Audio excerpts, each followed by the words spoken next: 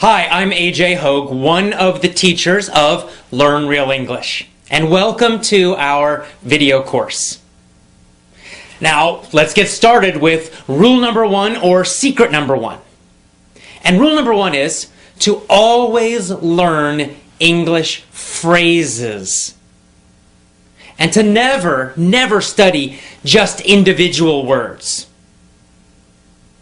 So, in this course, we're going to teach you a totally new way to learn English, a totally new way to study English so that you can speak English quickly, easily, automatically, powerfully, confidently. So, what's the old way of learning English? You know it because you learned it in school, you've been using it for years and years and years. You sit in a classroom, you've got a textbook, you memorize lists of vocabulary words, you study lots and lots and lots of grammar rules. You do lots of reading and little fake conversation drills and activities. And this is the traditional old way of learning English, but we have a totally new and different way of learning it. And we're going to teach you each part of that, one part every day for a full 7 days. So let's start with part one, secret one, rule number one. Learn phrases, not individual words. Now, of course, a phrase is a group of words. It's a group of words that naturally go together. This is very important. You see, when you only study individual words, you are doing a number of things that make learning difficult. Number one, when you study just an individual word, like a vocabulary, something in a vocabulary list, or even in your notebook, you write one single word and then you write the meaning or the translation. Here's the problem. That word has no connections to anything else. Therefore, it's difficult for your brain to remember it. That's why you have to keep repeating again and again. You look at that list and you try to memorize it. And then the next day you forget, and then you go back and you try to memorize it again, and again, and again, and again, and again, and maybe after a very long time you might remember it. But most likely you're going to forget it, especially long term. And yet that's the way most students are learning English and studying vocabulary. Here's another problem with just learning single words. When you study just single words, you're not learning any grammar. But when you study phrases, you are actually learning grammar. It's a kind of an effortless, easy way to learn grammar. You don't need to think about rules. You don't need to think about anything. And yet, you will be learning correct grammar when you study groups of words instead of phrases. Let me give you an example of this.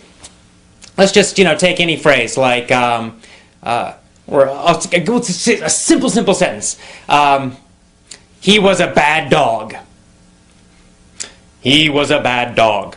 Now, let's imagine that you're a new English student and, the word bad is new for you. Of course, I know you know it, but let's just imagine you go way back to the very beginning, your first year of learning English, and bad is a new word. Now, the normal way of studying that, you would write it down, bad, it would be in a little, a list, and then you would study, bad means not good, bad means not good. You'd probably translate it to your own language. And then after lots and lots and lots of time, maybe you would remember it.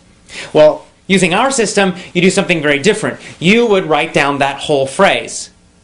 He was a bad dog. It's actually a full sentence. Or you could just write down, was a bad dog, or he was a bad dog, whatever.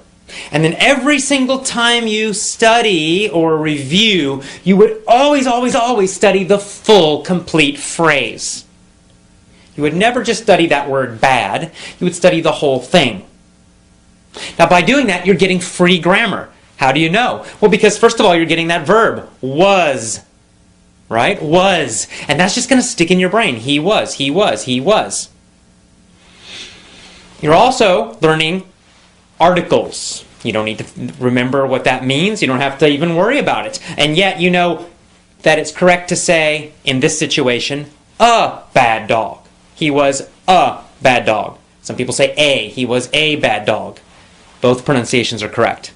So he was a bad dog. He was a bad dog. A lot of students have problems. When do I use or a? When do I not? When do I use the? and you're trying to memorize all these super complicated rules and situations for it, forget that. It's too complicated. You'll never remember it. Just study phrases, and you'll start to feel when to use it, when it's correct, when it sounds correct, and when it sounds strange, when it's not correct to use those things. And of course, this is true for all grammar, all phrases, all vocabulary. By studying a full phrase, or even a full sentence, always, always, always, you're going to get lots of grammar. You're going to learn which vocabulary words go together naturally, and you're going to know when to use them in which situations. Because sometimes, for example, there might be a situation where there are many words that mean the same thing, and yet we typically use one of them. Like, we might say, he was a bad dog. That's a common phrase. A bad dog. Bad dog. We use that word bad to describe a dog who's naughty, who's not good. But we don't usually say horrendous. Now, horrendous means super, super bad, really terrible. And yet, we don't usually say he was a horrendous dog. It sounds strange. Even though the meaning is basically correct, yet in normal, real English, not textbooks, but real English, we just don't use that word to describe dogs. Not usually. I don't know why. There's no real rule about it. It's just that's what we usually do. And every language has these kinds of word combinations that are more common, and other word combinations which just aren't used typically. How do you learn that?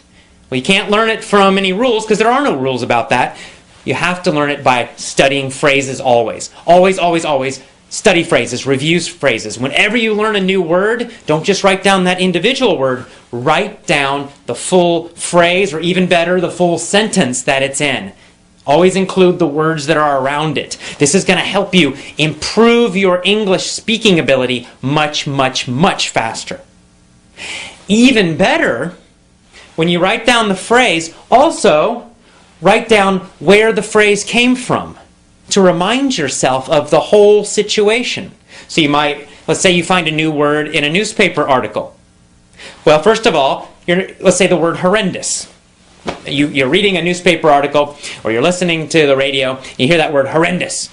That's new, what is that? And you write it down.